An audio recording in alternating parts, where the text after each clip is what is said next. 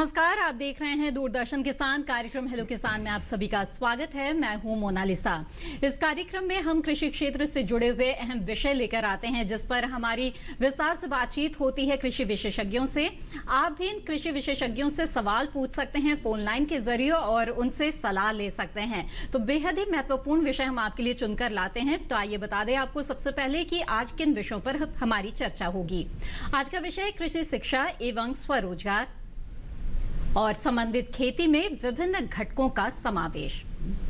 जी हाँ, तो किसानों की आमदनी बढ़ाने के लिए, उनको रोजगार परक बनाने के लिए ये जो विषय है ये काफी महत्वपूर्ण विषय है। तो मुझे उम्मीद है कि आप जरूर अपने सवालों के साथ इस कार्यक्रम में हमारे साथ जुड़ेंगे। हमारे सवालों के जवाब के लिए हमारे पास यहाँ पर दो खास मेहमान मौजूद हैं। आइए आपका परिचय करा दें और उससे पहले हम आपको बता दें कि जो आप अपने सवाल है वो टोल फ्री के जरिए हमसे पूछ सकते हैं। नोट कर लें हमारा टोल फ्री नंबर।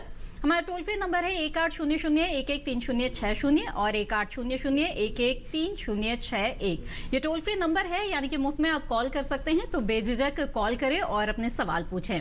तो आइए आपका परिचय करा दें हमारे खास मेहमानों से। हमारे साथ आज यहाँ पर मौजूद हैं डॉक्टर पीके जैन, जो कि एसोसिएट प्रोफेसर है कृषि विद्यापीठ इग्नू नई दिल्ली में। आपका बहुत बहुत स्वागत इस कार्यक्रम में। धन्यवाद, नमस्कार। इसके साथ ही हमारे साथ यहाँ पर स्टूडियो में मौजूद है डॉक्टर एएस पवार, जो कि निदेशक है भारतीय कृषि प्रणाली अनुसंधान संस्थान मोदीपुरम उत्तर प्रदेश से। आपका भी बहुत बहुत स्वागत है इस कार्यक्रम में। तो बात हो रही है कृषि शिक्षा की और स्वरोजगार की। तो ऐसे में डॉक्टर जैन आपसे जानना चाहेंगे कि हमारे देश में युवाओं की एक बहुत बड़ी तादाद है जो अच्छी से अच्छी शिक्षा हासिल करके रोजगार की कोशिशों में लगे हुए हैं। ऐसे में अगर खास तौर पर कृषि शिक्षा की बात करें तो इसकी क्या जरूरत, कितनी जरूरत आप महसूस करते हैं? देखो, एक्चुअली कृषि क्षेत्र में काफ़ी चेंज आ गया। कृषि क्षेत्र की हम बात करें कि लास्ट 20-30 साल की बात करें तो कृषि क्षेत्र में काफ़ी उन्नति आ गई है। हमारी खेती करने के तरीके चेंज हो गए। हम देखेंगे कि किसानों का रुझान ऐसे ऐसे इनपुट यूज करते हैं जैसे उत्पादकता ज़्यादा हो। उत्पादकता ज़्यादा होने के साथ साथ किसान अब बाजार की क्या कंडीशन है, बाजार की कौन सी सिचुएशन क्या है, कौन सी फसल का मूल्य ज़्यादा मिलने वाला है, वो सब चीज़ों को भी किसान आजकल ध्यान में रखता है। और उसके अलावा देखें कि जो कृषि क्षेत्र बेसिकली एक कम्पिटिटिव एग्रीकल्चर हो गया, कम्पिटिटिव और प्रतिस्पर्धी एग्रीकल्चर हो गया। प्रतिस्पर्धी कई सारे लेवल पे किसान के अपने खेत पर भी देखेंगे कि उसका जल और इरिगेशन वाटर उसके पास कितना है, उस इरिगेशन वाटर को कहाँ कौन कौन सी फसल में यूज कर सकता है, या उसके पास जो कुछ पैसा है कौन से एंटरप्राइजेज में, कौन सी फसल में या सब्सिडी एंटरप्राइज में ले, ताकि उसको इनकम ज़्यादा हो। तो एक प्रतिस्पर्धी एग्रीकल्चर हम बोल सकते हैं। साथ ही साथ प्रतिस्पर्धी इसलिए भी है कि हम देखेंगे कि एग्रीकल्चर अब इंडिया की एग्रीकल्चर नहीं है, ये ग्लोबल एग्रीकल्चर हो गए। हम बाहर के देशों से भी हमें कंपटीशन करना पड़ता है क्योंकि आज कैसे इंटरनेशनल मार्केट है, ग्लोबल मार्केट है। इसके लिए समुचित जानकारी होना बेहद जरूरी है। समुचित जानकारी होना बहुत। उसके अलावा हम देखेंगे कि जो कृषि क्षेत्र में जो किसान है, खेती करने वाले हैं, उनको हम देखेंगे कि जो रूरल एरिया हैं, ग्रामीण क्षेत्र के किसान हम देखेंगे कि वो ज़्यादातर अशिक्षित है। उनको शिक्षा पर हमने मानव संसाधन का विकास करने के लिए इतना ज़्यादा हमने फोकस नहीं था। तो ऐसे में जो कृषि शिक्षा है इसकी क्या भूमिका बढ़ जाती है, किस तरह से भूमिका बढ़ जाती है, और ऐसे में जो किसान बहुत ज़्यादा शिक्षित नहीं है वो किस तरह से जुड़ सकते हैं और स्वरोजगार परक बन सकते हैं, इसके बारे में विस्तार से हम चर्चा करेंगे। आइए उससे पहले नजर डाल लेते हैं एक रिपोर्ट पर।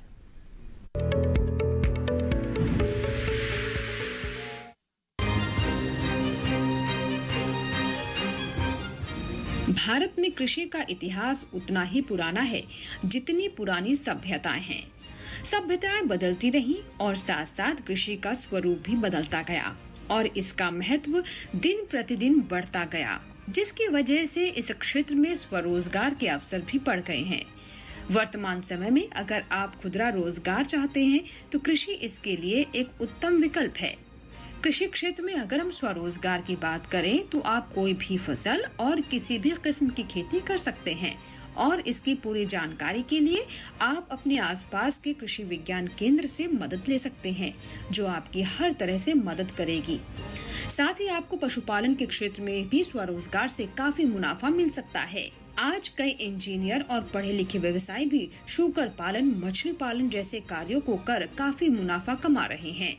ये क्षेत्र ऐसा है जिसमें आप कम लागत में अधिक मुनाफा कमा सकते हैं।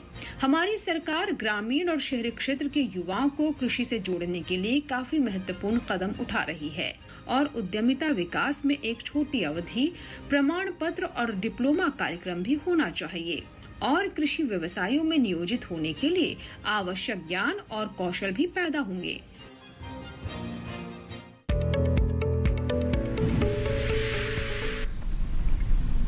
जी हाँ, तो इस रिपोर्ट में देखा आपने कि आज के दौर में किस तरह से जो कृषि शिक्षा है इसकी भूमिका और भी दिनों दिन बढ़ती चली जा रही है। इस पर आगे भी हम चर्चा करेंगे, लेकिन इस बीच हम समन्वित खेती के बारे में भी जानकारी ले लेते हैं डॉक्टर पवार से। डॉक्टर पवार, हम सबसे पहले आपसे यही समझना चाहेंगे कि किसानों की आमदनी बढ़ाने का उद्देश्य है और इसके लिए कई तरह के विकल्पों की तलाश की जा रही है। इसमें जो समन्वित खेती है वो किस तरह से क्या भूमिका अदा कर सकता है? देखिए, आज के जो प्रारूप है खेती का, इसमें समन्वित कृषि प्रणाली का बहुत बड़ा योगदान है जी। इसमें कृषि शिक्षा का भी एक महत्वपूर्ण रोल होता है, जो आज का विषय भी रहा है। कृषि शिक्षा की जब हम बात करते हैं तो इसको दो तरीके से देखते हैं। एक तो हम युवाओं को या तो डिग्रियां दें, डिप्लोमा दें या कोई प्रशिक्षण दें। दूसरा, जो हमारे गांव के किसान हैं उनको भी शिक्षित करना है प्रशिक्षण देकर। वो हम 3 दिन की, 1 दिन की, 1 हफ्ता, 1 महीने की उनको प्रशिक्षण दे सकते हैं, यानी कि उनको शिक्षित करना है। क्यों करना है? क्योंकि उनको जो है नई जो पद्धति आ रही, जितनी कृषि की पद्धति जितनी आ रही है उनकी जानकारी होनी चाहिए। तो कृषि प्रणाली जो है ये अनेकों जो खेती के घटक हैं उन सब के समावेश को ही हम कृषि प्रणाली बोलते हैं। जैसे फसलों के साथ हमने सब्जियों को लगाया, सब्जियों के साथ जो है फल बगीचों को लगाया, उनके साथ पशुधन को हमने समेकित कर दिया। तो इनके समेकित तो कर रहे हैं, लेकिन इनको वैज्ञानिक दृष्टिकोण से समेकित करें, जिससे जो उप उत्पाद है, को प्रोडक्ट की जिनकी हम बात करते हैं या वेस्ट है, वो आज तक बेकार ही चला जाता था। इसको हम दूसरे उद्यम का आदान बना रहे इनपुट के रूप में। तो इससे क्या हुआ, प्रोडक्शन कॉस्ट कम हो गई और जो हमारा वेस्ट मटेरियल था वो प्रॉपर्ली यूटिलाइज हो गया। तो कृषि प्रणाली जैसे हमारी, कि प्रधानमंत्री ने नारा भी दिया है वेस्ट टू वेल्थ का, तो एक तरह से कह सकते हैं कि समन्वित कृषि प्रणाली को अगर अपनाते हैं तो जो बेकार, जो बर्बाद चीज मानी जाती है वो भी आपके काम आ सकती है और उससे भी आप मुनाफा ले सकते हैं। तो किस तरह से आप ये कर सकते हैं, इसके बारे में जानेंगे आगे विस्तार से। आइए उससे पहले नजर डाल लेते हैं एक रिपोर्ट पर।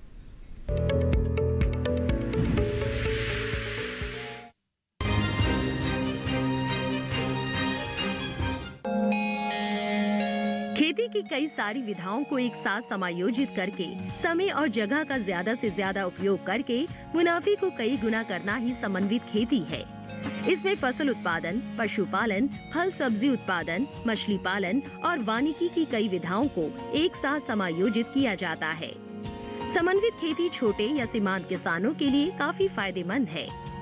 अगर किसी किसान ने फूलों की खेती कर रखी है तो वो किसान इसके साथ मधुमक्खी पालन भी कर सकते हैं, या फिर मछली पालन के साथ साथ 1 एकड़ के तालाब में 16 शुकर, 200 मुर्गियां और करीब 120 बत्तख पाल सकते हैं। तालाब के किनारे केले की खेती भी की जा सकती है। धान उत्पादक राज्यों में बत्तख पालन की बेहतर तकनीक का इस्तेमाल किया जाता है। यहाँ 10 से 15% धान के आधे भरे हुए दानों को बत्तख बड़े चाव से खाते हैं। इससे बत्तख पालन में लगने वाली लागत में भी कमी आती है। इसके अलावा फसल उत्पादन से मिलने वाले पुआल या भूसे का उपयोग पशुओं के आहार के अलावा मशरूम उत्पादन में भी किया जा सकता है। इस प्रकार कुछ उपायों को अपनाकर समन्वित खेती में विभिन्न घटकों का समावेश कर इसे सफल बनाया जा सकता है। इतना ही नहीं, फायदे को भी कई गुना किया जा सकता है।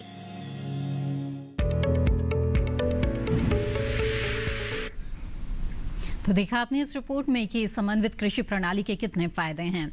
बातचीत को यहाँ पर हम आगे बढ़ाते हैं और डॉक्टर पवार, जैसा कि आप बता रहे थे कि कई घटकों का समावेश होता है समन्वित कृषि प्रणाली में, तो कौन कौन से होते हैं मुख्य घटक? हाँ, देखो, इसमें मुख्य घटक हुए हमारे पशुधन। पशुधन में आप देखिए 40 से 60% जो इनकम है वो इसी घटक से किसान को प्राप्त होती है। अगर हम बात करें अपने सीमांत और लघु किसानों की बात, तो इनको इनकम देने के लिए हमें पशु घटक को समन्वित करना है। और पशु घटक को समन्वित करने के साथ साथ हमें देखना कि वहाँ का सोशियो इकोनॉमिक प्रेफरेंसेस क्या हैं। अच्छा। जैसे हम उत्तर भारत की बात करें, यहाँ गाय और भैंस पर आधारित हम कृषि प्रणाली का विकास करते हैं और उसको हम किसानों के सहयोग से ही बढ़ाते हैं। लेकिन अगर हम पूर्वोत्तर राज्यों की बात करें तो वहाँ शुकर आधारित करेंगे। तो ये जैसे बिहार, उड़ीसा जो हमारे ईस्टर्न इंडिया में आते हैं, यहाँ पानी की कमी नहीं है, अत्यधिक पानी होता है, धान आधारित है। तो धान आधारित जो हमारी कृषि प्रणाली है उसमें हम मुर्गी और बतख पालन को बहुत स्थान देते हैं। बतख पालन से एक फायदा और होता है कि हमें अंडे तो मिल ही रहे हैं, बतख से मीट मिल रहा है, इसके साथ साथ जब ये धान के खेत में घूमती है तो इनके निबलिंग इफेक्ट से एक तो वीड खत्म हो जाते हैं, नंबर 2 उसमें लगने वाले कीड़ों को ये खा जाती है। अच्छा। तो हमारी फसल जो है उसको कोई उगाने में खर्चा कम हुआ, उसका प्रोटेक्शन फ्री हुआ और उसके साथ साथ उसकी लागत बढ़ी। एरिएशन जमीन को होने से जरूरी है कि अपने क्षेत्र के अनुसार और जहां वहां की जिस तरह की सामाजिक आर्थिक परिस्थितियां हैं उसके अनुसार आप जो समन्वित कृषि प्रणाली है उसे अपनाएं। बातचीत को आगे बढ़ाते हैं। डॉक्टर जैन, आपसे मैं जानना चाहूंगी कि कृषि शिक्षा की अहम भूमिका के बारे में आपने हमें बताया कार्यक्रम के शुरुआत में। अगर आज की तारीख में हम देखें तो किस स्तर पर कृषि शिक्षा जो है उसका प्रचार प्रसार हो रहा है और जो छात्र छात्राएं हैं वो जोड़ रहे हैं? हम कृषि शिक्षा की बात करते हैं तो 2-3 मुख्य चुनौतियां हमारे पास है। अच्छा। हमारा मुख्य उद्देश्य है कि कैसे हम युवाओं को कृषि क्षेत्र में रखें। हम देखते हैं कि जैसे शिक्षा का प्रसार हो रहा है, साथ ही साथ दूसरे क्षेत्र हैं, कृषि के अलावा दूसरे क्षेत्र, उसमें रोजगार के ज़्यादा अच्छे अवसर मिले, तो युवा कृषि क्षेत्र से निकलते जा रहे हैं। तो कैसे हम युवाओं को हम कृषि क्षेत्र में रखें, उसके लिए हमें कृषि क्षेत्र में 2-3 मुख्य चेंज करने की जरूरत है। एक तो जैसे डॉक्टर साहब ने भी बताया था कि कृषि क्षेत्र में रोजगार के अवसर कैसे बढ़ाए जा सकते हैं या रोजगार कैसे ज़्यादा आमदनी के, तो हम एग्रीकल्चर सेक्टर को कैसे ल्यूक्रेटिव बनाने चाहिए, आकर्षित बनाए युवाओं के लिए, ज़्यादा से ज़्यादा उनको इनकम हो, प्रॉफिट ज़्यादा से ज़्यादा हो। साथ ही उसके लिए हम क्या कर सकते हैं कि कृषि क्षेत्र में इनोवेशंस, नवोन्मेष हम नए कर सकते हैं। साथ ही साथ एक ये भी मुख्य हमारे उद्देश्य है, चुनौती भी, कि जो कृषि क्षेत्र में बहुत ज़्यादा अवसर है ना, अपॉर्चुनिटीज़ बहुत ज़्यादा, उन अपॉर्चुनिटीज़ को कैसे हम युवाओं तक पहुंचाएं, उनको कैसे शिक्षित करके उनको बताएं कि ये हमारे पास अवसर है, इससे आप अच्छी आमदनी पा सकते हैं और अपने परिवार को अच्छी तरह भरण पालन पोषण कर सकते हैं, तब जाकर हम युवाओं को कृषि क्षेत्र में रख सकते हैं। जी बिल्कुल। तो कृषि शिक्षा और समन्वित खेती के फायदों के बारे में आपने जाना। अगर विस्तार से और भी जानना चाहते हैं इन विषयों के बारे में तो जरूर हमारे टोल फ्री नंबर पे कॉल करें और विशेषज्ञों से राय लें। हमारे पास यहाँ पे कई कॉल आए हैं और कई मेल भी आते रहते हैं हमारे दर्शकों के और उनके सवाल भी आते रहते हैं। तो ऐसा ही एक सवाल यहाँ पर आइए शामिल करते हैं। हरमेंद्र जी ने लिखा है राजस्थान से और वो कहते हैं कि वो डॉक्टर पवार, ये सवाल आपके लिए कि वो बीएससी एग्रीकल्चर के छात्र हैं, खेती और पशुपालन करने के लिए ऋण प्राप्त करने के लिए क्या पात्रता रहेगी, इसके बारे में जानकारी। हाँ, देखिए बीएससी एजी जब ये कर लेंगे तो इनको पात्रता इनकी अपने आप ही पूरी हो जाती है, शिक्षित ये ग्रेजुएट हैं। अब इनको लोन लेने की बात आती है तो डेयरी के लिए भारत सरकार की अनेक योजनाएं चल रही हैं और राजस्थान में तो जो है आपका सिंचाई के लिए भी बहुत अच्छी योजनाएं हैं। जैसे मोर क्रॉप पर ड्रॉप का जो नारा लगा हुआ है उसके अंतर्गत जो है आप चाहे स्प्रिंकलर इरिगेशन की बात करें या ड्रिप इरिगेशन की बात करें तो इनको उसमें भी ऋण भी मिलेगा और सामान्य शर्तों पर मिलेगा, उसकी दरें भी कम होगी और उसके साथ साथ उसमें अनुदान भी है। ड्रिप इरिगेशन में तो मैं समझता हूँ 75 से 90% भारत सरकार ही अनुदान दे रही है। इसको लेकर आप बहुत अच्छी खेती कर सकते हैं और किसान भाई को मैं ये बताना चाहूंगा, अगर आप इसमें जैविक खेती करें, जैविक खेती को समन्वित कृषि प्रणाली के अंतर्गत करें, समन्वित कृषि प्रणाली से आपको पशुधन रखने उससे जो गोबर है बिल्कुल, तो काफी फायदा होगा इससे। हरमेंद्र जी, मुझे उम्मीद है कि जो सुझाव आपको डॉक्टर पवार से मिले हैं उस पर जरूर आप अमल करेंगे। इस वक्त हमारे साथ एक कॉलर जुड़ गए हैं, आइए उनका सवाल यहाँ पर ले लेते हैं। उड़ीसा से रूना जी इस वक्त हमारे साथ जुड़ रहे हैं फोन लाइन पे। जी नमस्कार, स्वागत है आपका, पूछिए अपना सवाल। जी नमस्कार मैम। जी मेरा सवाल ये था कि समन्वित कृषि में उड़ीसा में क्या क्या सुविधा है? अच्छा, ठीक है डॉक्टर पवार। हाँ, अच्छा, आपको जो है समन्वित कृषि प्रणाली में हमारे पास जितनी तकनीकी उड़ीसा के लिए है, जो उड़ीसा अपनी एग्रीकल्चर यूनिवर्सिटी भुवनेश्वर, आप वहाँ से भी संपर्क स्थापित कर सकते हैं। लेकिन मैं आपको बता दूं, आपके क्षेत्र में धान आधारित कृषि प्रणाली बहुत प्रचलित है और किसान इसको बहुत ही लार्ज स्केल पर अपना रहे हैं। और जैसा कि मछली पालन वहाँ के एक मुख्य व्यवसाय है, तो आप अपने खेत पर एक छोटा भी जलकुंड बना सकते हैं, एक तालाब भी बना सकते हैं, और उसके जो डायके होते हैं या बांध जो है उसके ऊपर आप केला लगा सकते हैं, दूसरी सब्जियां उगा सकते हैं, और उसके ऊपर आप सुकर पालन कर सकते हैं। मछली के साथ साथ अगर आप पोल्ट्री भी लगाते हैं, सुकर पालन करते हैं, तो आपको जो है मछली उगाने की जो खर्चा है, उसको जो दाना देने वाली खर्चा है, वो बिल्कुल आपका शून्य हो जाएगा। वो आपको देने की जरूरत ही नहीं है। पशुधन से जो खर्चा आपको हो रहा था वो मछली आपका शून्य हो जाएगा और मछली से प्राप्त आय आपकी बढ़ जाएगी। बिल्कुल। तो इससे अच्छी बात क्या हो सकती है कि लागत कम आए, बिल्कुल न के बराबर, और मुनाफा ही मुनाफा हो। तो हमें उम्मीद है रुना जी इस सुझाव पर आप जरूर अमल करेंगे। इसी के साथ हेलो किसान कार्यक्रम में वक्त हो गया है एक छोटे से ब्रेक का। हम जल्द हाजिर होंगे। आप बने रहें दूरदर्शन किसान पर।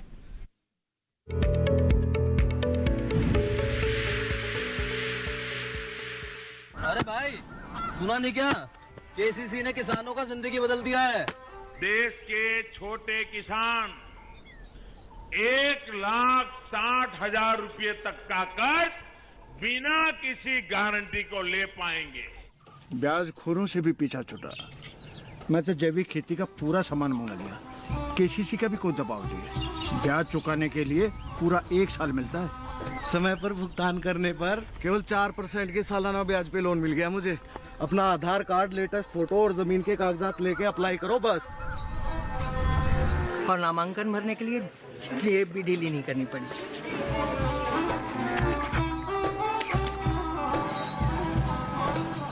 चाचा, उधार चुकाने के 24 घंटे के बाद उतने ही पैसे वापस निकाल सकते हैं।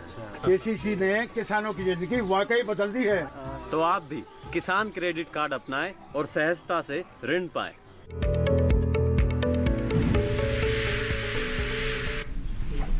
ब्रेक के बाद आप सभी का फिर से स्वागत है कार्यक्रम हेलो किसान में। आज इस कार्यक्रम में हम कृषि शिक्षा व स्वरोजगार और इसके अलावा समन्वित खेती के बारे में विस्तार से चर्चा कर रहे हैं। इन विषयों के बारे में अगर आप कोई सवाल पूछना चाहते हैं तो आप हमारे टोल फ्री नंबर पे कॉल करके सवाल पूछ सकते हैं। और इस वक्त हमारे साथ एक कॉलर जुड़े हुए हैं, उनका सवाल यहाँ पर ले लें। महेश सिंह राणा जी उधम सिंह नगर उत्तराखंड से इस वक्त हमारे साथ जुड़ गए हैं। आइए उनसे बात करते हैं। जी महेश सिंह जी, स्वागत है आपका, पूछिए अपना सवाल। जी हम सब्जी का काम करना चाहते हैं। सब्जी, ठीक है, सब्जी का काम करना चाहते हैं। सब्जी का काम करना चाहते हैं। ठीक है, ऐसे में क्या सवाल है आपका? जी चलिए डॉक्टर पवार बताएं ना, क्या सुझाव देना चाहेंगे? आप सब्जी का काम करना चाहते हैं, ये बहुत अच्छी बात है। इससे आपको बहुत ही लाभ मिलेगा। लेकिन और भी अधिक अच्छा लाभ प्राप्त करने के लिए आपको विदेशी सब्जियों की अगर आप खेती करेंगे तो आपको लाभ जो है दुगने से तिगुना हो जाएगा। जैसे आज के मौसम में ब्रोकली की आप नर्सरी लगाएं, रेड कैबेज को आप लगाएं, और बाजार के स्थिति के आधार पर आप जो है इन सब्जियों का उत्पादन करें। आपके साथ ही हल्द्वानी और नैनीताल डिस्ट्रिक्ट लगा हुआ है, तो यहाँ पर इसकी इतनी मांग है। गोभी का रेट जो 10 रुपए किलो आपको मिलता है, ब्रोकली आपको 40-50 रुपए किलो मिल जाएगी। जी। इसी रेट पर आपको रेड कैबेज मिलेगा। सामान्य कैबेज आप जो लगाएंगे वो 5 से 7 रुपए किलो मिलेगा। तो आपको जरूरत है कि जो इम्प्रूव्ड हमारी वैरायटीज हैं उनको यूज करें। उसके साथ साथ जो एक्जोटिक वेजिटेबल है जिसकी मार्केट में बहुत ही मांग है, आप उनको जरूर लगाएं। और साथ में जो पंतनगर विश्वविद्यालय है वहां से भी आप संपर्क स्थापित कर सकते हैं और हमसे भी कर सकते हैं। तो हम आपको दूसरी सब्जी बताएंगे, जैसे कि कैल आजकल तो लगाई काफी विकल्प यहाँ पर डॉक्टर पवार आपने दे दिए हैं। मुझे उम्मीद है कि जो महेश जी हैं वो जरूर इन विकल्पों के बारे में विचार करेंगे। यहाँ पर हम अगले कॉलर का सवाल ले लेते हैं। हमारे साथ मनोज कुमार जी सिवनी मध्य प्रदेश से जुड़े हुए हैं। मनोज जी स्वागत है आपका, पूछे अपना सवाल। मैडम मैं ये जानना चाहता हूँ जी कि ये वर्मी कंपोस्ट जो जैविक खाद बनानी है, जी तो तो उसके लिए मेरे को जो है कैसे और कहाँ से चीज को मिलेगा मैडम? किस तरह से प्रशिक्षण लेना चाहते हैं आप? जी प्रशिक्षण तो मैंने लिए प्रशिक्षण भी चाहिए मेरे को, और उसके लिए जी कुछ सुझाव यहाँ पे देना चाहेंगे इन्हें? वर्मी कंपोस्ट से जो जैविक खाद है वो तैयार करना चाहते हैं, ऐसे में क्या उन्हें सुझाव देंगे? देखिए, आपने इसका अगर प्रशिक्षण ले लिया तो बहुत अच्छी बात है, और अगर नहीं लिया तो आपके साथ में जो है JNKV जवाहरलाल नेहरू कृषि विश्वविद्यालय है जबलपुर में, वहाँ से भी आप संपर्क कर सकते हैं। लेकिन मैं आपको बता दूं, आप वर्मी कंपोस्ट जिस प्रशिक्षण कार्यक्रम में आपने सीखा है उसी से भी कर सकते हैं। इसके लिए ज़रूरी है आपके पास जो है वही फसलों का जो वेस्ट मटेरियल है उसको आपने यूज करना है, गाय का या भैंस का आपने गोबर यूज करना है, और उसमें जो है आप मान के चलिए 10 स्क्वायर मीटर में 1 किलो आपने जो है केंचुए जरूर छोड़ने हैं, और उसको ढक के रखना है ऊपर से और गीला रखना है, जिससे कि वो अपना अच्छे से कार्य करते रहें और इसको जो वेस्ट को कंपोस्ट में बदल दें। और आप देखेंगे कि ये 2 महीने के लगभग आपका वर्मी कंपोस्ट तैयार हो जाएगा। बिल्कुल। तो मनोज जी, मुझे उम्मीद है आपके सवाल का जवाब आपको यहाँ पर मिल गया होगा। डॉक्टर जैन, मैं इसी सवाल से जुड़ा एक सवाल आपसे दरअसल पूछना चाहती हूँ कि जैविक खेती की आजकल बहुत ज़्यादा मांग हो रही है, लोग जैविक तरीके से उपजाए जो उत्पाद है वो खरीदना चाहते हैं, तो ऐसे में कृषि शिक्षा और रोजगार की जहाँ तक बात आती है तो किस तरह के विकल्प लोगों के पास, अगर इसके बारे में जानकारी या पढ़ाई करना चाहते हैं तो? बहुत सारे विकल्प हैं, और एक्चुअली हमारे जितने भी शिक्षण संस्थान है और अनुसंधान केंद्र है और कृषि विज्ञान केंद्र है, सबका मेजर फोकस है कि कैसे हम जैविक कृषि की तरफ लेके जाएं, क्योंकि फ्यूचर में हम इस जो सतत कृषि जो बनाने का एक हम भविष्य सोच रहे हैं, क्योंकि केमिकल्स यूज करने से काफ़ी ज़्यादा नुकसान हमारे सॉइल को भी हो रहा है और हमारे स्वास्थ्य को भी काफ़ी नुकसान हो रहा है, तो उसके लिए काफ़ी ज़्यादा विकल्प है। और जहाँ तक प्रशिक्षण की बात है तो जितने भी हमारे कृषि विज्ञान केंद्र हैं और अनुसंधान केंद्र है और शिक्षण संस्थान है, वो एक ट्रेनिंग भी देते हैं। लेकिन हम जब जैविक खेती की बात करते हैं और एक कंप्लीट जानकारी की हम बात करते हैं कि उसमें जैविक खेती क्या होती है, उसके घटक क्या होते हैं, कैसे उसमें प्लांट प्रोटेक्शन कैसे करते हैं और कैसे कीट का और बीमारियों का उसमें रोकथाम करेंगे, और उसके साथ फिर जो जैविक हमने उत्पादन तो कर लिया, लेकिन उसका सर्टिफिकेशन जो प्रमाण पत्र की बहुत ज़्यादा जरूरत होती है। उसके बिना आपको जो मार्केट में जो जाएंगे तो आपको मूल्य नहीं मिल पाएंगे, तो उसके सर्टिफिकेशन प्रोसेस क्या है, उसके साथ में मार्केटिंग कैसे करेंगे, तो ये पूरी कंप्लीट जानकारी करने के लिए हमें लंबे कोर्स भी अवेलेबल है। जैसे 6 महीने का कोर्स की बात करें तो हमारे इग्नू से भी, Indira Gandhi national open university से भी certificate programme in organic farming, ये पूरे 6 महीने का एक प्रोग्राम होता है। डॉक्टर जैन, यहाँ पर ये भी जानना चाहूंगी आपसे, जैसे कि आपने इससे पहले हमें बताया कि हमारे आज के जो युवा हैं वो आमतौर पर दूसरे क्षेत्रों में जाना ज्यादा पसंद करते हैं क्योंकि उन्हें रोजगार के अवसर यहाँ पे कम शायद लगते हैं, ये एक चुनौती है। तो ऐसी स्थिति को देखते हुए इस कृषि शिक्षा को और भी आकर्षक बनाने के लिए क्या किया जा रहा है, और ऐसे में जो आज किस स्तर पर कृषि शिक्षा दी जा रही है, अगर ये जानना चाहें आपसे तो बताएं कि क्या है अभी। जैसे हम कृषि शिक्षा की स्थिति की बात करें तो हम देखेंगे कि कृषि प्रसार के तो हमारे यहाँ काफ़ी अच्छा पद्धति और नेटवर्क अवेलेबल है, लेकिन जो छोटे किसान है या उद्यमी है, या हम बात करें कि जो कृषि क्षेत्र में काम करने वाले लोग हैं उनकी कौशलता विकास की बात करें, या फिर जो भी इनोवेशंस है, जो नए एंटरप्रेन्योर्स बनाने की बात करते हैं, उनके लिए बड़े कोर्सेज या बड़े प्रोग्राम शिक्षा पद्धति में अभी अवेलेबल नहीं है, क्योंकि बेसिकली हमारे जो Indian council of agriculture research है या हमारे जो राज्य के कृषि विश्वविद्यालय, बेसिकली वहाँ हम देखते हैं कि जो शिक्षा की बात करते हैं तो ग्रेजुएशन प्रोग्राम है जी, या फिर हमारे यहाँ देखेंगे पोस्ट ग्रेजुएशन स्टडीज है। लेकिन जैसे हम इंडस्ट्री सेक्टर में बात करते हैं तो वहाँ हर डिस्ट्रिक्ट में एक इंडस्ट्रियल ट्रेनिंग इंस्टीट्यूट होता है, ITI बोलते हैं, उस तरह का सिस्टम हमारे यहाँ नहीं है। एग्रीकल्चर की हम बात करें तो हमारे यहाँ पॉलिटेक्निक्स भी नहीं है, हालांकि हमारे यहाँ कृषि विज्ञान केंद्र है उसी का एक, तो उस तरह की प्रॉब्लम हमारे यहाँ ज़्यादा है। तो बेसिकली हम कृषि की शिक्षा की स्थिति की बात करें तो 2 सिस्टम बेसिकली हम बोल सकते हैं। एक तो पारंपरिक शिक्षा पद्धति है जिसमें ICR के इंस्टीट्यूट आते हैं, हमारे राज्य के कृषि विश्वविद्यालय आते हैं, उसके अलावा दूसरे आज के नए शिक्षा के नए साधन और नए पद्धति भी आ गए, जैसे हम ऑनलाइन एजुकेशन की बात करें या हम डिस्टेंस एजुकेशन की बात करें। तो इसके बारे में भी आगे आपसे चर्चा करेंगे। यहाँ पर इस बीच हमारे साथ एक कॉलर जुड़ गए हैं, उनका सवाल यहाँ पर ले लेते हैं। कमलजीत जी इस वक्त बिलासपुर हिमाचल प्रदेश से हमारे साथ जुड़ रहे हैं। कमलजीत जी स्वागत है आपका, पूछिए अपना सवाल। कमलजीत जी मेरी आवाज मिल रही है आपको? हेलो कमलजीत जी मेरी आवाज मिल रही है? चलिए लगता है हमारा संपर्क नहीं हो पा रहा है और हम गुजारिश करेंगे कि दोबारा हमें कॉल करें और अपना सवाल जो पूछना चाहते हैं वो पूछ सकते हैं। इस वक्त हमारे साथ अगले कॉलर संदीप जी जुड़ रहे हैं। जी संदीप जी स्वागत है आपका, बताएं कहां से कॉल कर रहे हैं और क्या सवाल है आपका? जी से बोल रहे जी। अच्छा हरियाणा से बोल रहे हैं जी, बताइए क्या जानना चाहते हैं संदीप जी?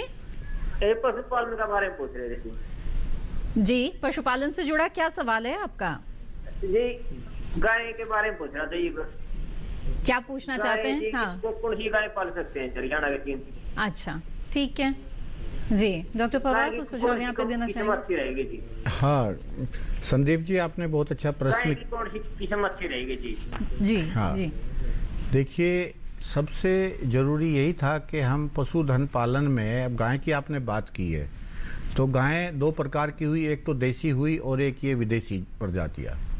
आजकल हम देसी जातियों की ज़्यादा बात करते हैं क्योंकि इससे हमें A2 मिल्क मिलता है जो हमारे शरीर के लिए पूर्णतः स्वास्थ्यवर्धक है। तो इसके लिए आप हरियाणा में आपके पास हरियाणवी गाय है, साहिवाल को आप यूज कर सकते हैं और गिर को भी आप यहाँ पाल सकते हैं। गिर को पालने का फायदा आपको होगा, नियर बाय जो आपका मार्केट है इसमें गिर का जो दूध है इसको आपको दुगने प्राइस मिलेंगे। जो आपको सामान्य दूध आप बेच रहे हैं जैसे कि होल्स्टीन फ्रीजन का दूध बेचते हैं, हमने देखा है 22 से 24 रुपए प्रति किलोग्राम किसान को मिलता है गांव में जी। और यदि वो गिर गाय पाल लेता है तो उसको 50 से 60 रुपए किलो मिलता है, जबकि उपभोक्ता को 100 से 150 रुपए किलो मिल जाता है। तो मैं तो यही सलाह दूंगा कि आप उन्नत किस्म की गिर गाय को पालें, साहिवाल को पालें और आपकी स्थानीय गाय है वो है हरियाणवी गाय, आप इनको पालें और इनकी पूरी जानकारी आपको NDRI से भी मिल जाएगी और हमारे संस्थान से भी मिल जाएगी, जिससे कि आपको नुकसान होने के बजाय फायदा होगा। बिल्कुल संदीप जी, उम्मीद है आपके सवाल का जवाब मिल गया होगा। डॉक्टर पवार यहाँ पर मैं आपसे जानना चाहती हूँ कि जैसे कि आपने बताया कि जो समन्वित खेती जो करते हैं किसान, उन्हें अपने क्षेत्र के अनुसार करना चाहिए, क्या वहाँ की ज़रूरतें हैं और परिस्थितियाँ हैं। पूर्वोत्तर राज्यों की अगर बात करें तो यहाँ पर हम देखते हैं कि भौगोलिक सामाजिक परिस्थितियाँ बिल्कुल भिन्न हैं बाकी हिस्सों से। तो ऐसे में वहाँ किस तरह का मॉडल जो है समन्वित कृषि प्रणाली का वो बेहतर रहता है किसानों के लिए? हाँ देखिए आपने बहुत अच्छा प्रश्न किया कि पूर्वोत्तर राज्य में हमारे 8 राज्य बने हैं जी। इन सब में अगर हम देखें प्रति किसान जो है 0.8 हेक्टेयर ही जमीन उपलब्ध है और उसका भी 40% उनकी लैंड यूज एफिशिएंसी है। तो हम देखते हैं 0.32 हेक्टेयर ही लैंड एक परिवार के पास है, उसको उसी में अपना गुजारा करना है। तो वहाँ के लिए जो हमने कृषि प्रणाली मॉडल किए हैं तो हमने 10% जमीन तो उसको अलॉट की है जो पूरे साल उसके लिए खाद्य पदार्थ देगी, पेट भरने के लिए देगी। 40% जमीन की हम संस्तुति करते हैं, इससे आप आमदनी प्राप्त करेंगे। और दूसरे जो घटक है उनके लिए हमने 50% अलग से अलॉट किया, उसमें सब्जी उत्पादन भी है, फल उत्पादन भी है और आपका पशुधन पालन भी है। और मछली को अलग से हम किसान की स्थिति के अनुसार 1000 से 2000 स्क्वायर मीटर एरिया हम मछली पालन को देते हैं, क्योंकि मछली पालन को इतना एरिया देने के साथ साथ या तो सूकर या हम पोल्ट्री को जो हम पालते हैं वो हम मछली के जो तालाब है उसके किनारे ही पाल देते हैं, तो उसको एक्स्ट्रा जमीन की जरूरत नहीं पड़ती। परंतु सुगर पालन के लिए दाना भी तो मार्केट से लाना है, तो मार्केट से ना लाकर किसान से ही उगाते हैं। उसके लिए हम जो है सुगर पालन को वहीं स्थापित करेंगे और उसके लिए दाने का 70% भाग जो उसकी खेती से उत्पादित करेंगे, जिससे कि ये लाभ पूर्वोत्तर में इस तरह का जो मॉडल है वो सफलतापूर्वक चल सकता है। आगे बढ़ते हैं, अगले कॉलर हमारे साथ जुड़ गए हैं, उनका सवाल लेते हैं। संजीव कुमार जी मुंगेर बिहार से इस वक्त हमारे साथ जुड़े हुए हैं। जी संजीव जी स्वागत है आपका, पूछे अपना सवाल। हेलो जी जी, हम मुंगेर बिहार से बोल रहे हैं, संजीव कुमार जी। जी बताइए, अपना सवाल पूछिए। टीवी सेट का वॉल्यूम बंद कर दीजिए, इससे बातचीत में देरी होगी। अपना सवाल पूछिए। हम जैविक खेती 2 साल से कर रहे हैं, जिसमें कि वर्मी कंपोस्ट का इस्तेमाल कर रहे हैं, लेकिन मैम सुभाष पालेकर जी कह रहे हैं कि वो उससे हानि होगा, तो क्या इसमें दिया जाए या नहीं दिया जाए? जी डॉक्टर जैन, आप कुछ सुझाव देना चाहेंगे? क्वेश्चन क्या था इनके? एक बार फिर से अपना सवाल दोहरा दे संजीव जी। ये वर्मी कंपोस्ट मैम हम दे रहे हैं जैविक खेती में और अच्छी तरह से दे रहे हैं, लेकिन सुभाष पालेकर सर कह रहे हैं कि वो उससे देने से मिट्टी में हानि पहुंचती है, तो क्या ये हानि है? जो आज तो बहुत वीडियो आ रहा है सुभाष पालेकर जी का। नहीं, मेरे ख्याल से कुछ हो सकता है, कुछ कंफ्यूजन हो। अदरवाइज वर्मी कंपोस्ट को हम रिकमेंड करते हैं ताकि भूमि की उर्वरता शक्ति हम बढ़ा सकें। बिल्कुल।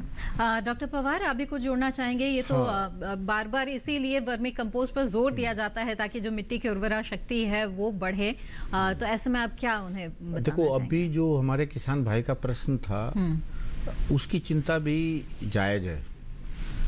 कहीं कहीं ये रिपोर्ट आ गई है कि वर्मी कंपोस्ट जो है जमीन को खराब कर रहा है। क्यों कर रहा है? हैवी मेटल्स को लेकर कि वो हैवी मेटल्स छोड़ रहा है। लेकिन मैं ये बताना चाहूंगा, हैवी मेटल्स उससे नहीं निकल रहे, जो हम वेस्ट मटेरियल वर्मी कंपोस्ट बनाने के लिए यूज कर रहे हैं वो उसमें था, इसलिए चला गया। तो मेरी आपसे यही एक सिफारिश रहेगी कि आप ऐसा वेस्ट मटेरियल लें जो आपके अपने खेतों का ही हो, ऐसी जगह का ना हो जो इंडस्ट्री के आसपास है जिसमें हैवी मेटल्स मिले हुए हैं।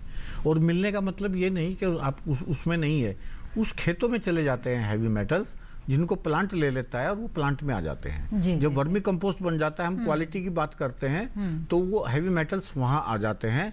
परंतु यदि आप अपने खेत का यूज केवल करेंगे, वर्मी कंपोस्ट बनाना ही महत्वपूर्ण नहीं है और खेतों में डालना भी महत्वपूर्ण नहीं है, कैसे बनाया जा रहा है इसका भी ध्यान रखना जरूरी है।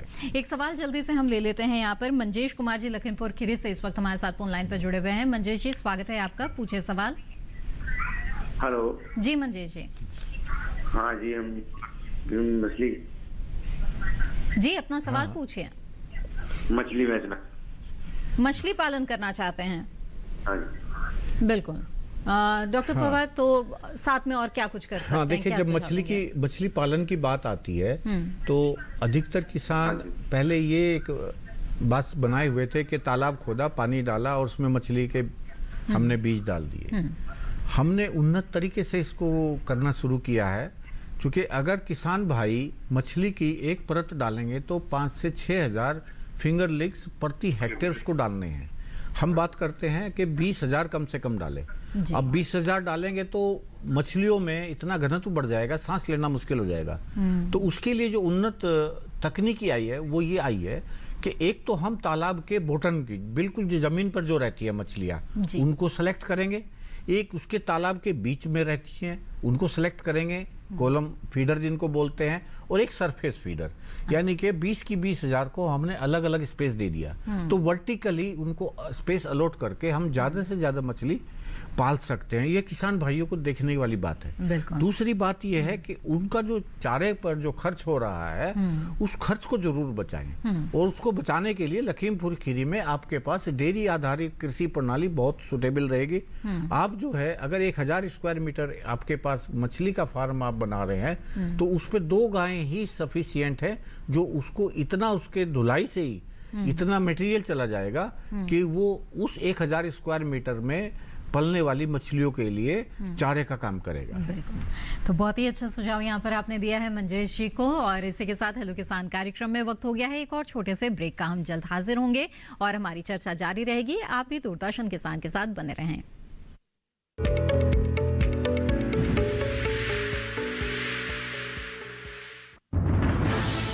कोरोना वायरस के खतरे से बचते हुए फसल की कटाई, बिक्री, खरीद, नई फसल की जुताई और बुआई सुरक्षित हो सकती है अगर हम लगातार हाथों को साबुन और साफ पानी से नियमित अंतराल पर धोते रहें। नाक, मुंह को मास्क, गमछे या कपड़े से ढक कर रखें। आंख, कान, नाक, मुंह न छुएं। आपस में 2 गज की दूरी बनाए रखें। मास्क और 2 गज की दूरी के मंत्र को अभी हमें छोड़ना नहीं है। फसलों की बुवाई एवं कटाई करते समय आपस में कम से कम 2 गज की दूरी बनाए रखें। फसल की कटाई करने के बाद छोटे छोटे ढेरों में इकट्ठा करें। कृषि के औजारों की समय समय पर सफाई करें। एक दूसरे के साथ औजारों की अदला बदली न करें। श्रमिकों के शौचालयों और हाथ धोने की जगह की ठीक से सफाई जरूरी है। बुआई, कटाई एवं मड़ाई के दौरान इस बात का ध्यान रखें कि इन स्थानों के आसपास कोई थूके नहीं। कंबाइन, हार्वेस्टर, थ्रेशर, जुताई और बुआई की मशीनों को इस्तेमाल से पहले साफ करें। मशीनों के इस्तेमाल से पहले और इस्तेमाल के बाद हाथ साबुन से साफ करें। वाहनों, बोरियों, थैलियों और पैकिंग के दूसरे सामान की साफ सफाई पर भी खास ध्यान दें। खरीद केंद्र पर आने से पहले किसानों एवं श्रमिकों की जांच। खरीद केंद्रों पर भीड़ न लगाएं एवं किसानों को बारी बारी से बुलाएं। गोदामों पर खरीदी हुई फसल को लेने में शीघ्रता करें ताकि किसानों एवं श्रमिकों को रुकना ना पड़े। कोरोना के खतरे से बचाव और अधिक जानकारी के लिए आरोग्य सेतु ऐप डाउनलोड करें। देश में खाद्य सुरक्षा के ये सिपाही भोजन की निरंतर उपलब्धता को सुनिश्चित करते हैं। किसान स्वस्थ रहें तभी हम कोरोना वायरस से जीत पाएंगे, आगे बढ़ पाएंगे। किसान सबल, देश प्रबल।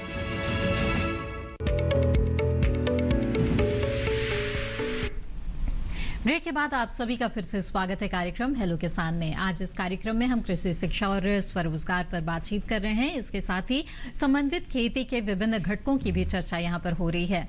अगर इन विषयों से जुड़ा सवाल आप पूछना चाहते हैं और विशेषज्ञ मेहमानों की राय लेना चाहते हैं तो आप हमारे टोल फ्री नंबर पर कॉल कर सकते हैं और सवाल पूछ सकते हैं।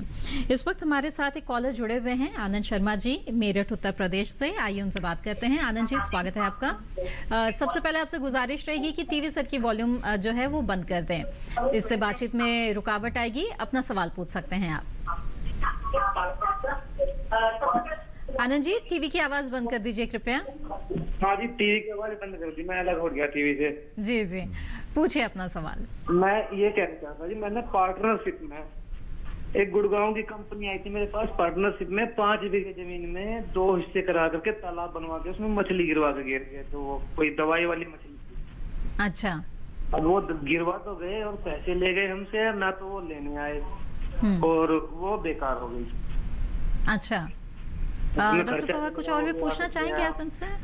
नहीं, ठीक है आनंद शर्मा जी, ये आप नहीं, बहुत से किसानों के साथ ऐसा हो रहा है। कुछ कंपनियां आती हैं और वो अपना 2-4 महीने में ही चली जाती है। मैं आपको सुझाव दूंगा, हमारा संस्थान ज़्यादा दूर नहीं है आपसे, मोदीपुरम स्थित है, एग्रीकल्चर यूनिवर्सिटी रोड पर। आप हमारे पास आइए, हम आपकी पूरी समस्या सुनेंगे और उसका समाधान निकालने की कोशिश करेंगे। कंपनी तो आपको कांटेक्ट नहीं करेगी, लेकिन हम कांटेक्ट करेंगे। हमारे पास विशेषज्ञ हैं, आपके पास जो उन्नत तकनीकी से मछली उत्पादित करवाएंगे और उसका मार्केटिंग नेटवर्क भी जो है, जो गाजीपुर में मंडी है मछली की, वहाँ तक हम आपको पहुँचवाने के लिए पूरे मार्गदर्शन करेंगे और चाहेंगे अच्छी से अच्छी मछली का उत्पादन आप करके अपना लाभ बढ़ाएं। तो आप कभी भी हमारे पास आ सकते हैं। कल भी मैं संस्थान के अंदर हूँ, आप आइए, हम बात करेंगे आपसे। जी जी। और आपके फार्म पर, मछली फार्म पर भी हम विजिट करेंगे। आनंद जी, चलिए, अब मुझे उम्मीद है कि इससे जरूर आपको तसल्ली हुई होगी और यहाँ पर बातचीत को आगे बढ़ाएंगे। इस बीच एक और कॉलर हमारे साथ जुड़ गए हैं, संजीव कुमार जी, शामली उत्तर प्रदेश से। संजीव जी, स्वागत है आपका, पूछे अपना सवाल। नमस्कार जी। जी नमस्कार। मैं जिला शामली उत्तर प्रदेश से बोल रहा हूँ। जी जी। मैं ये जानना चाह रहा है, ये वर्मी कंपोस्ट हम बना नहीं पाते तो बाजार में कहाँ अवेलेबल हो? अच्छा, ठीक है डॉक्टर पवार। देखिए, आप वर्मी कंपोस्ट बना नहीं पाते तो उसमें कहीं ना कहीं आपको या तो हिचक है या जानकारी का अभाव है। हम आपको सूचित करना चाहते हैं कि वर्मी कंपोस्ट हम आपसे ही बनवाएंगे, बाजार से आप मत लीजिए। बाजार का वर्मी कंपोस्ट की कोई गारंटी नहीं है। अगर आप जैविक खेती में यूज करेंगे तो आपको कहीं ना कहीं धोखा हो सकता है। जी। आप हमारे संस्थान से संपर्क स्थापित कीजिए, ये मोदीपुरम में है, शामली से ज़्यादा दूर नहीं है। आप आइए और हम आपको वर्मी कंपोस्ट बनाने का पूरा प्रशिक्षण देंगे और आवश्यक हुआ तो हम आपके गांव में भी आएंगे, वहाँ 15-20 किसानों को इकट्ठे हम इसका डेमोन्स्ट्रेशन भी देंगे।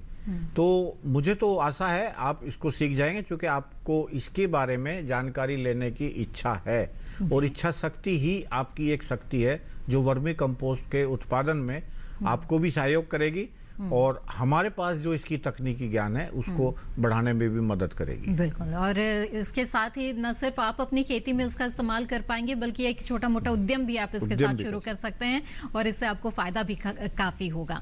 बहरहाल आगे बढ़ते हैं और डॉक्टर जैन आपसे जानना चाहेंगे कि जैसे कि आपने बताया कि जो कृषि क्षेत्र है और इससे जुड़ी कई तरह की चुनौतियां हैं और कृषि क्षेत्र में बदलाव भी लगातार आ रहे हैं, बहुत नई तकनीकें, वैज्ञानिक तरीके जो हैं वो अब इस्तेमाल किए जाने लगे हैं। ऐसे में अगर कोर्सेज की बात करें कृषि शिक्षा में, तो ऐसे कौन से अच्छे कोर्सेज हैं जो बहुत ही आज के दौर के हिसाब से हम कहें तो आधुनिक है और जो जरूरत है समय की वो है?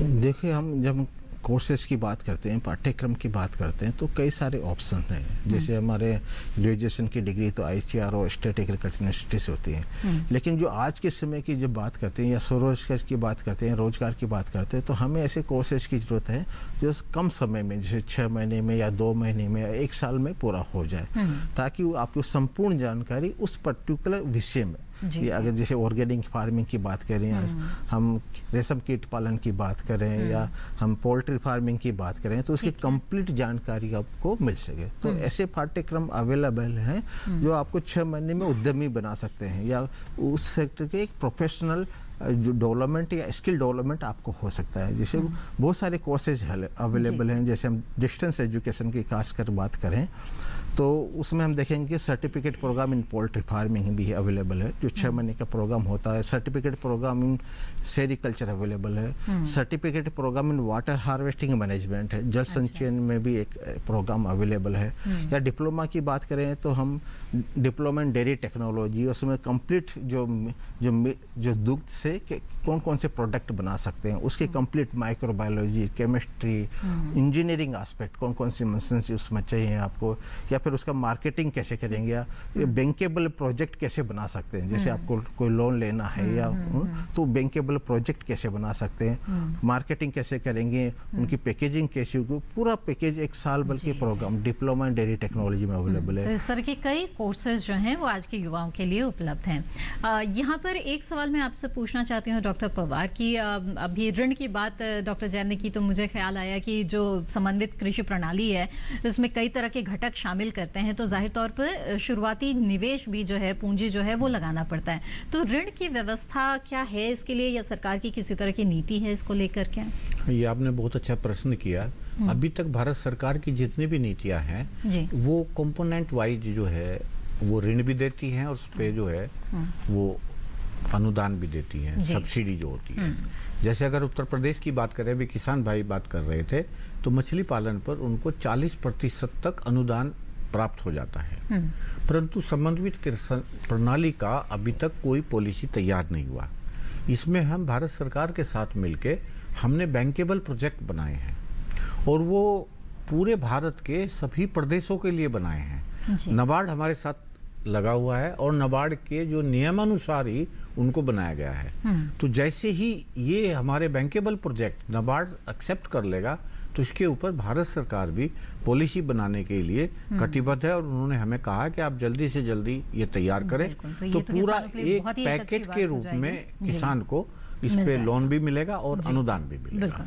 आइए आगे बढ़ते हैं। इस वक्त हमारे साथ एक कॉलर जुड़ गए हैं, उनका सवाल ले लें। यहाँ पर संदीप जायसवाल जी इस वक्त हमारे साथ लखीमपुर खीरी उत्तर प्रदेश से जुड़ गए हैं। जी नमस्कार, स्वागत है आपका, पूछिए अपना सवाल। जी मैडम, हमारे यहाँ गन्ने की खेती अधिकतम होती है और हम लोगों को प्रशिक्षण कहाँ से मिलेगा? बढ़िया प्रशिक्षण मिल जाए तो और ढंग से हम खेती कर लें, क्योंकि उसमें बहुत सारे रोग लगते हैं। तो इसके बारे में जानना चाह रहे हैं। बिल्कुल, डॉक्टर जैन को सुझाव देना चाहेंगे अगर जानकारी हासिल करना चाहते हैं कि गन्ने की खेती किस तरह से अच्छी तरह करें?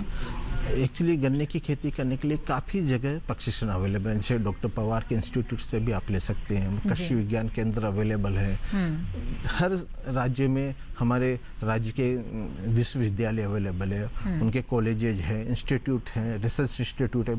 आपने लखनऊ में भी शुगर केन पर कृषि अनुसंधान केंद्र है। उन सब जगह से आप अपनी जानकारी ले सकते हैं और अच्छी तरह से गन्ने की खेती कर सकते हैं। बिल्कुल संजय जी, मुझे उम्मीद है कि आपके सवाल का जवाब आपको मिल गया होगा और यहाँ पर बातचीत को आगे बढ़ाएंगे। इस बीच जो हमारा दूरदर्शन किसान का कॉल सेंटर नंबर है, उस पर भी कई तरह के सवाल हमारे किसान साथियों के आते रहते हैं, तो उन्हीं में से एक सवाल यहाँ पर शामिल कर लेते हैं। डॉक्टर जैन, ये सवाल है संजय रावत जी का महाराष्ट्र से और उन्होंने ये पूछा है कि हमने अभी हाल ही में 12वीं पूर्ण की है और आगे जाकर खादी का व्यापार करना चाहते हैं, तो इसके लिए कैसे शिक्षा प्राप्त करने की जरूरत है? देखो, आजकल जो खादी का व्यवसाय करना है तो उसके लिए एक्चुअली आजकल रुझान भी, जो हम वस्त्र की बात करते हैं तो हम खादी की तरफ काफ़ी रुझान है। बिल्कुल। और उसके लिए KVIC एक ऑर्गेनाइजेशन है, वो पूरा प्रशिक्षण भी करते हैं और आजकल बहुत सारे जो गैर सरकारी संगठन हैं वो भी काफ़ी अच्छा प्रशिक्षण करा रहे हैं। और खासकर हम देखें कि बहुत सारे जो जेल है वहाँ पर भी इवन खादी का प्रशिक्षण हथकरघा लगा के और एक इन्होंने बहुत ही अच्छा व्यवसाय मैं कहूँगा सेलेक्ट किया है, क्योंकि इसे जो खादी व्यवसाय जो हथकरघा लगाते हैं उसका जो इनिशियल कॉस्ट है 40 से 50 हज़ार के बीच में मैक्सिमम, इससे भी कम है।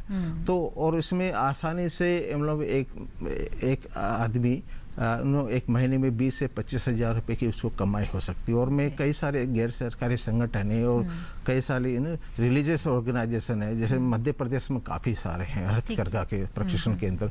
वहाँ से इनिशियली उनको जैसे वहाँ जाएंगे आपकी कमाई शुरू हो जाएगी और साथ साथ उस शिक्षण भी आप प्राप्त करेंगे। बिल्कुल। इसमें मैं एक बात कहना चाहूँगा कि विद्यार्थी ने 12वीं पास की है, आप स्वयं सहायता ग्रुप बनाइए, भारत सरकार फिर आपके साथ जुड़ेगी जी। और अगर आप फार्मर प्रोड्यूसर ऑर्गेनाइजेशन बना देते हैं तो भारत सरकार की बहुत सी ऐसी योजनाएं हैं जिससे आपको बहुत ही फायदा मिलेगा।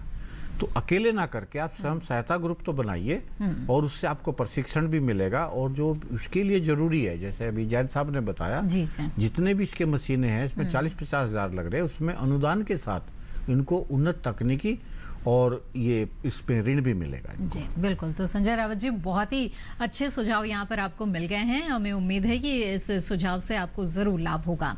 इसी के साथ कार्यक्रम हेलो किसान में वक्त है एक और छोटे से ब्रेक का। हम जल्द हाजिर होंगे, आप बने रहें दूरदर्शन किसान पर।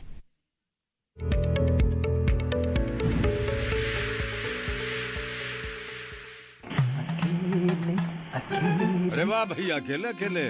अरे तू भी ले, पर खाएगा कैसे? मैं ऑर्गेनिक खेती की बात कर रहा रे बेटे। अकेले अकेले खेती कब तक करेगा? मतलब गांव में 20-25 किसानों का समूह बना के पंजीकरण करवा ले, फिर सरकारी ट्रेनिंग भी मिलेगी और मुफ्त जैविक बीज खाद भी। फिर BGS ऑर्गेनिक की सरकारी मोहर के साथ तेरी उपज आकर्षक पैक में पहुंचेगी बड़े बाजार तक। अच्छा? हाँ। अरे भाई, कहाँ चल दिया? सबको साथ लाने, आमदनी बढ़ाने। तो किसान भाई समझ गए ना? साथ मिलकर ऑर्गेनिक खेती कीजिए, अपनी परंपरा को आगे बढ़ाइए, ज्यादा मुनाफा कमाइए। माटी से प्रेम की परंपरा है परंपरागत खेती।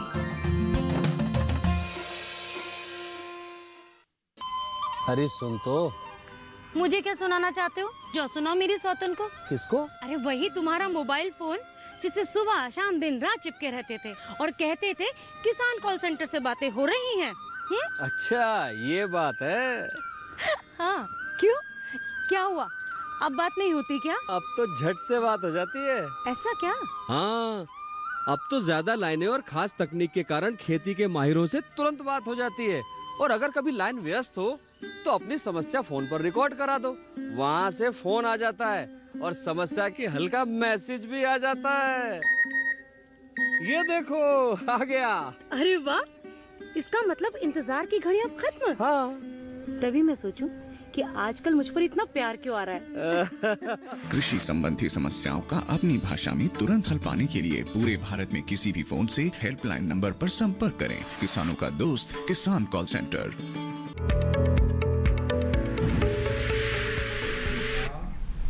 ब्रेक के बाद आप सभी का फिर से स्वागत है। आप देख रहे हैं कार्यक्रम हेलो किसान।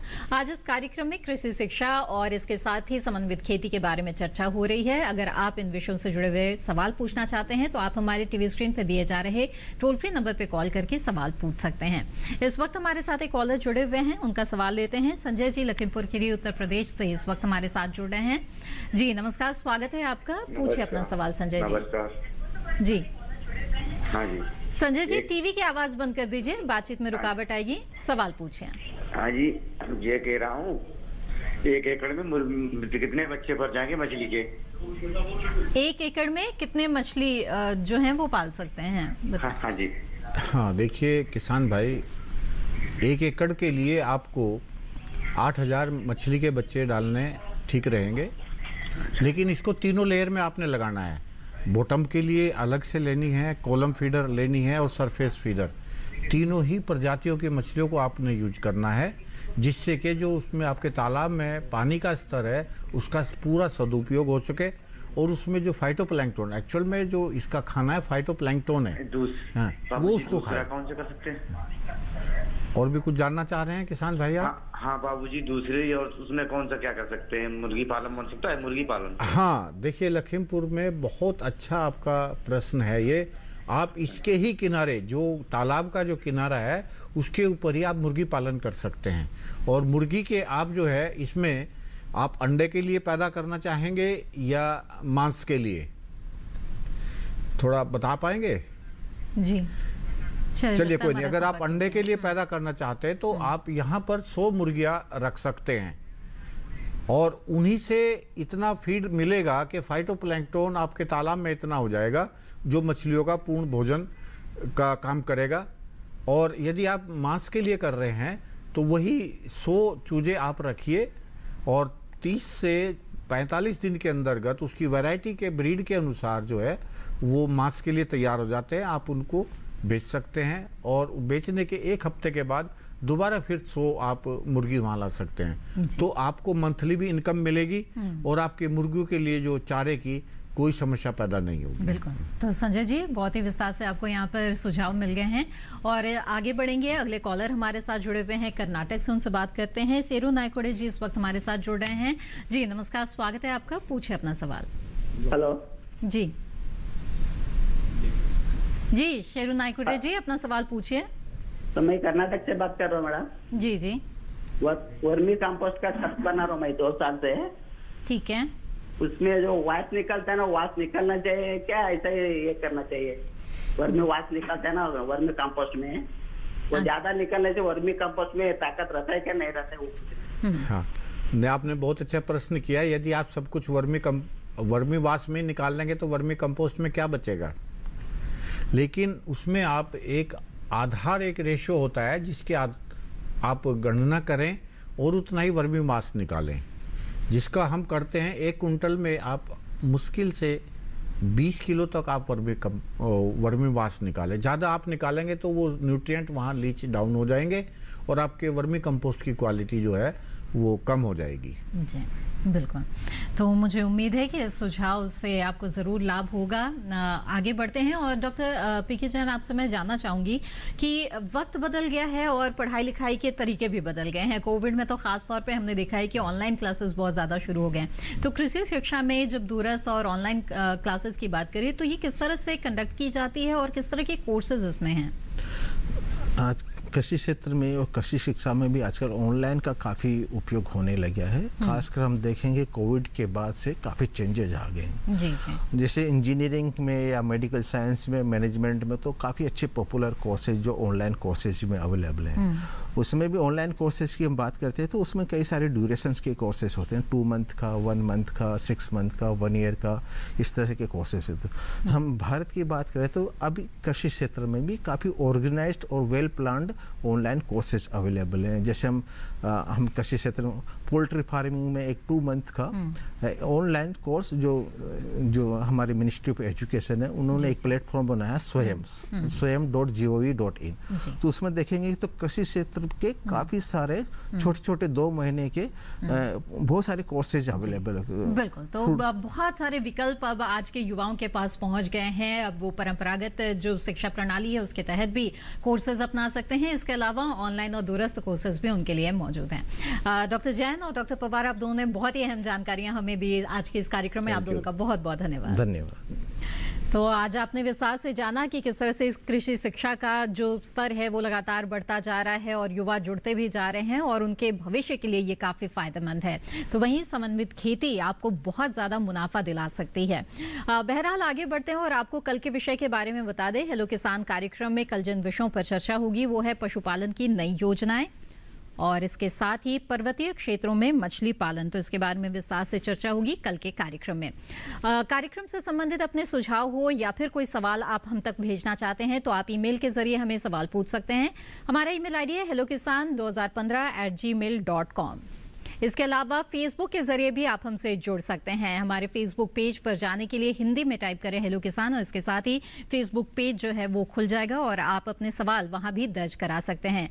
इसके अलावा दूरदर्शन किसान का कॉल सेंटर नंबर भी है जिस पर आप कॉल करके सवाल पहुंचा सकते हैं। 1800-113060 ये टोल फ्री नंबर है। सोमवार से शनिवार सुबह 6 बजे से रात 10 बजे के बीच इसकी लाइन खुली रहती है जिस दौरान आप कॉल करके अपने सवाल पूछ सकते हैं। अगर हेलो किसान कार्यक्रम जो है आपको पसंद है और ये जानकारियां आप दोबारा देखना चाहते हैं तो आप QR कोड को स्कैन करके दूरदर्शन किसान के YouTube चैनल पर ये कार्यक्रम दोबारा देख सकते हैं। इसी के साथ आज के हेलो किसान कार्यक्रम में बस इतना ही। हमें उम्मीद है कि इस कार्यक्रम में दी गई जो जानकारियां हैं वो जरूर आपके काम आएंगी। हमें दीजिए इजाजत। आप बने रहें दूरदर्शन किसान पर। नमस्कार।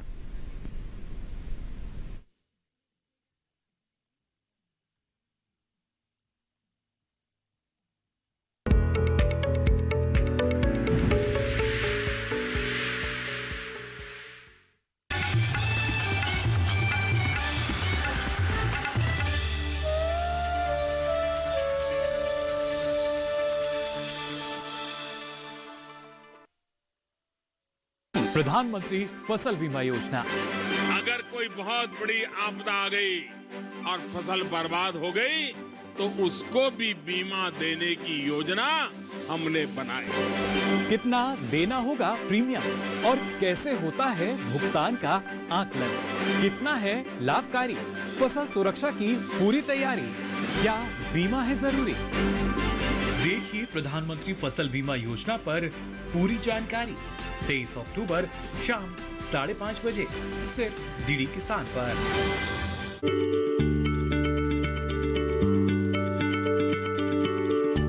क्या आप किसी बीमारी से परेशान हैं? चाहते हैं डॉक्टर की सलाह? तो हम हैं आपके साथ, बताएंगे आपको जीने की राह। समस्याएं आपकी, समाधान देश के मशहूर विशेषज्ञों के। घर बैठे बात करें देश के जाने माने डॉक्टरों से। हमारे लाइव प्रोग्राम स्वस्थ किसान में हर शनिवार शाम 6 बजे से 7 बजे तक।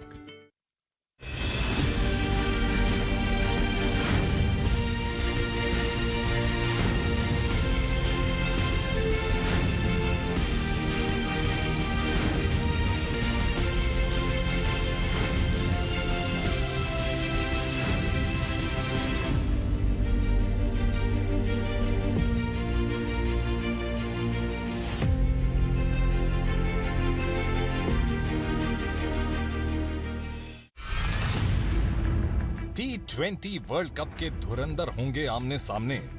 दांव पर क्रिकेट के सबसे रोमांचक फॉर्मेट की बादशाहत।